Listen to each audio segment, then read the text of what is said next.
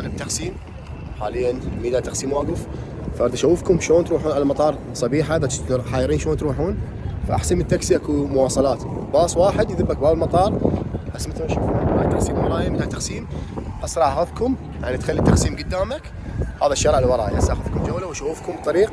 4 دقائق تمشي تلقى الباص 120 ليره، يذبك تقريبا 3 يورو او 3 يورو ونص، $4 يذبك بباب مطار صبيحه. اسهل شيء وموجود بكل الوقت. هسه اشوفكم اياه. مثل ما تشوفون انا هسه بظهري ميدان تقسيم وهذا الشارع، بس تشوفون هذا الفندق قدامكم راح يصير مقابله على اليسار موقف الباصات. بس توصلون يوم هذا الفندق تشوفوه تاخذ يسار راح يصير قدامك هذا بوينت هوتيل تقسيم.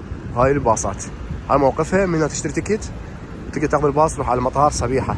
ومن اهم الشغلات اللي سووها بالمواصلات تسوون اسطنبول كارت، تستخدمه بالمترو بالباص كل سهل.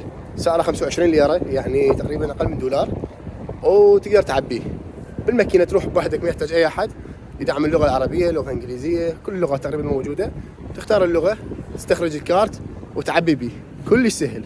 تصعد الباص او المترو يكون عليك كلش رخيص، ارخص من التاكسيات بهوايه، كلش فرق. يعني انا فادني والله، استخدمته بالمترو بالباص وبعدني دا استخدمها يعني. فنصيحه اي واحد يجي على اسطنبول يطلع اول سعر 25 ليره اقل من $، ويفيدك. يخاف تجي عندك سفره ثانيه على اسطنبول او على تركيا تقدر تستخدمه.